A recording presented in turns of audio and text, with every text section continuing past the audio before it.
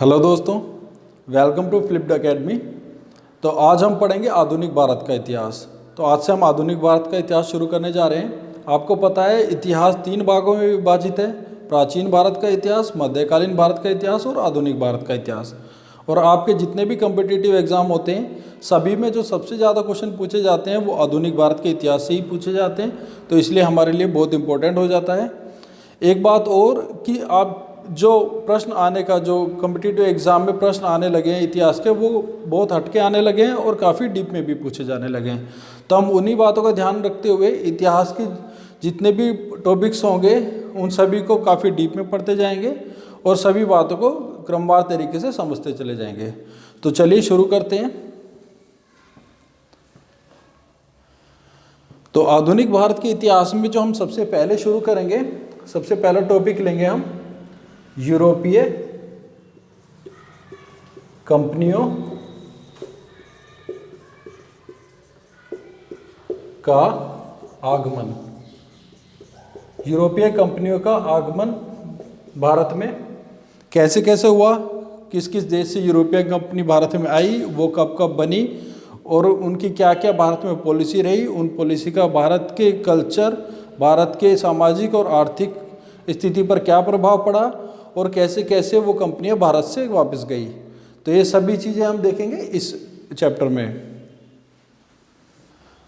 तो आपको जैसे पता है कि यूरोपीय कंपनियां आधुनिक भारत में जो आनी प्रारंभ हुई वो 15वीं शताब्दी के अंत से या 16वीं शताब्दी के प्रारंभ से आनी शुरू हुई भारत में।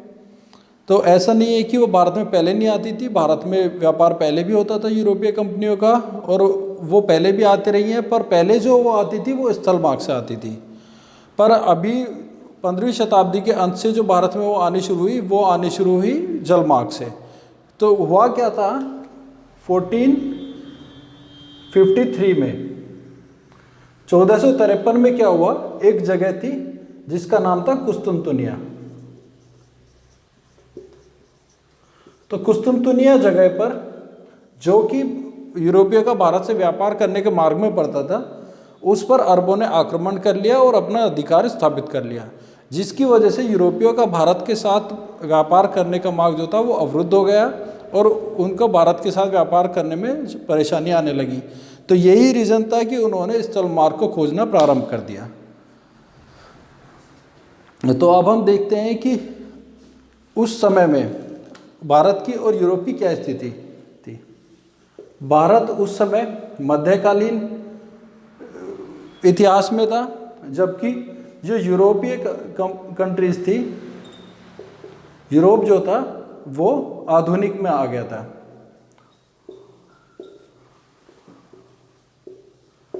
तो भारत का उस समय मध्यकाल चल रहा था इतिहास का और यूरोप का आधुनिक काल प्रारंभ हो गया था। तो इसलिए यूरोप को भारत के साथ व्यापार करने की बहुत ज़्यादा ज़रूरत थी और जो कि उनके लिए बहुत ज़्यादा लाभदायक भी था। तो इसलिए उन्होंने नए मार्ग को खोजना प्रारंभ कर दिया, जिसमें सबसे पहला जो प्रयास किया था वो किया था हेनरी द नेविगेटर। तो हेनरी द नेविगेटर यूरोपीय था जो कि पुर्तगाली था। इसने सबसे पहले भारत के लिए भौगोलिक रास्तों को खोजना प्रारंभ किया। तो ये प्रथम यूरोपीय था। अब उसके बाद क्या हुआ, उसके बाद 1487 में पुर्तगाली के एक दूसरे शासक जिसका नाम जॉन द्वितीय था, इसने भारत की खोज करने के लिए किसको भेजा, बार्थोलोम्यो डियाज।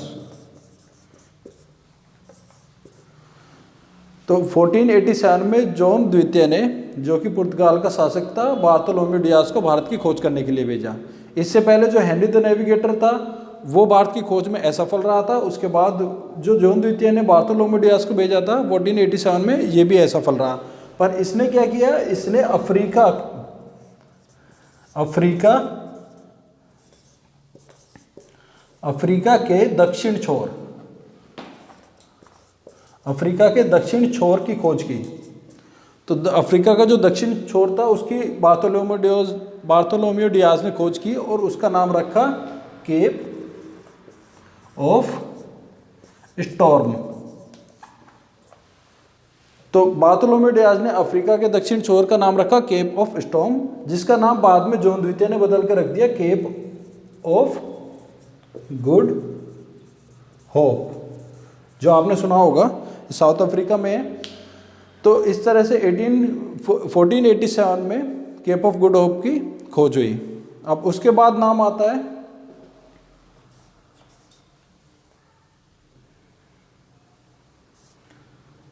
1498 में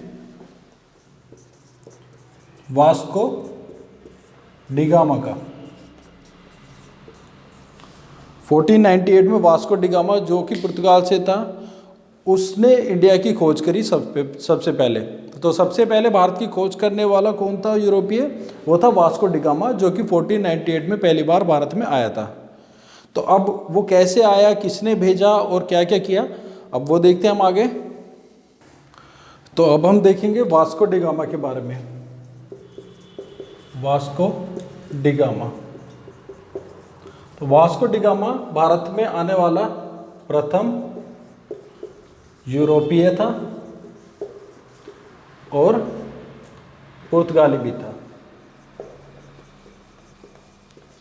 अगर आपसे पूछता है भारत में आने वाला प्रथम पुर्तगाली था या पूछता है भारत में आना प्रथम यूरोपीय था, तो हम लगाएंगे वास्को डिगामा। और ये आया कब था? ये आया था 17 मई 1498 में। तो 17 मई 1498 में पहली बार वास्को डिगामा भारत आया था और इसकी मदद की थी एक आदमी ने, उसका नाम था अब्दुल मनीद। तो ये अब्दुल मनीद नाम का एक गुजराती था, अब्दुल मनीद नाम का एक गुजराती व्यक्ति था जिसने वास्को डिगामा की भारत आने में मदद की थी, वास्को डिगामा का मार्गदर्शन किया था। उसके बाद हम देखेंगे वास्को डिगामा आया कहाँ पर था, तो यह आया था कालीकट बंदरगाह पर। कालीकट बंदरगाह पर आया था, जहाँ पर इसका स्वागत किसने किया था? तो कालीकट बंदरगाह पर स्वागत किया था वास्को डिगामा का जामोरिन ने। जामोरिन शासक था कालीकट का, जिसने कि वास्को डिगामा का भारत में आने पर स्वागत किया था। तो वास्को डिगामा ने इंडिया से क्या ले गया था? ये इंडिया में व्यापार करने आया था, खोज करने आया था, और ये यहाँ से काली मिर्च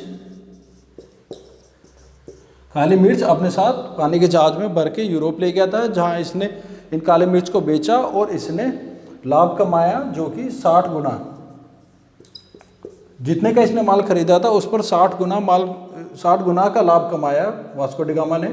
तो जिसको देखते हुए भारत में और भी यूरोपीय आने शुरू हुए और भी व्यापारी आने शुरू हुए। अच्छा, एक चीज़ और, वास्को डिगामा को भेजा किसने था? तो वास्को डिगामा को भेजा था इमैनुअल ने। इमैनुअल नाम का शासक था जिसने वास्को डिगामा को इंडिया की खोज करने के लिए भेजा था। तो वास्को डिगामा टोटल इंडिया में 3 बार आया था। तो पहली बार तो आपने देख लिया 17 मई 1498 में आया। उसके बाद दूसरी बार जो आया था वो आया था 1502 में, और वास्को डिगामा तीसरी बार भारत में आया 1524 में, और 1524 से 1526 तक ये भारत में रहा। 1526 में इसकी मृत्यु हो गई। 1526 में वास्को डिगामा की इंडिया में मृत्यु हो गई, और इंडिया गोवा में ही वास्को डिगामा का समाधि बनी हुई है। तो ये तो हमने देखा वास्को डिगामा के बारे में। तो वास्को डिगामा के बाद और भी व्यापारी आए, जैसे कि 1500 में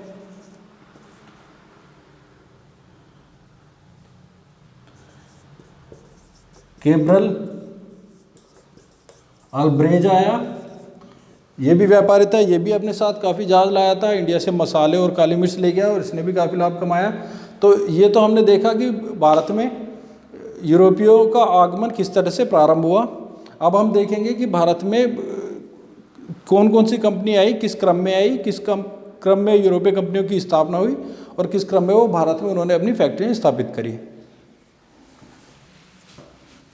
तो अगर हम स्थापना का क्रम देखें तो सबसे पहले जिस कंपनी की स्थापना हुई वो थी पुर्तगाली,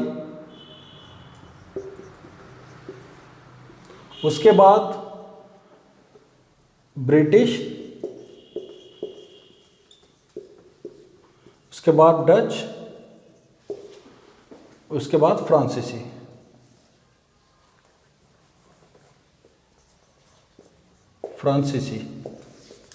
तो ये है ब्रिटिश कंपनियों की स्थापना का क्रम। पर क्या होता है कि कई बार एग्जामिनर हमसे स्थापना ना पूछ के वो पूछ लेता है ब्रिटिश कंपनियों का भारत में आगमन का क्रम क्या है। तो आगमन का क्रम अलग हो जाएगा, क्योंकि ब्रिटिश कंपनी जो थी वो डच से पहले स्थापित हो गई थी, पर भारत में डच के बाद आई थी। डच कंपनी भारत में पहले आ गई थी।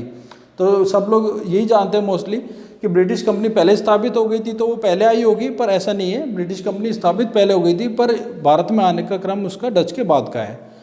तो सबसे पहले हम देखेंगे वो है पुर्तगाली कंपनी आई थी भारत में। दूसरी आई थी ब्रिटिश,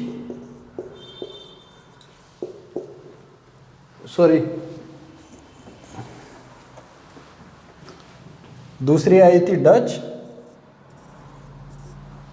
तीसरी थी ब्रिटिश और लास्ट में आई फ्रांसीसी।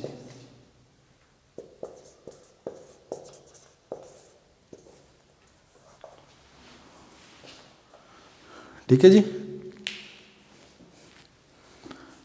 अब हमें एक बात और याद रखनी है कि वो कौन सी कंपनी थी जो कि सबसे पहले आई और सबसे बाद में भारत से गई। तो वो कंपनी थी पुर्तगाली कंपनी जो थी वो सबसे पहले भारत में आई। प्रथम आगमन जो था उसका प्रथम था और सबसे बाद तक भारत में रही, सबसे बाद में भारत से गई। ये भी हमें याद रखना है। तो आज की वीडियो में बस इतना ही। आज हमने देखा कि किस तरह से यूरोपियों ने भारत की खोज की, कौन कौन से व्यापारी थे जो भारत में आए और कब कब आए, उसके बाद जो यूरोपीय कंपनी थी उनका क्या क्या क्रम था, वो कब कब स्थापित हुई और कब कब भारत में आई। अब आगे अगली वीडियो में हम इन सभी कंपनियों को डिटेल में एक एक करके पढ़ेंगे। तो आप बने रहिए हमारे साथ। धन्यवाद।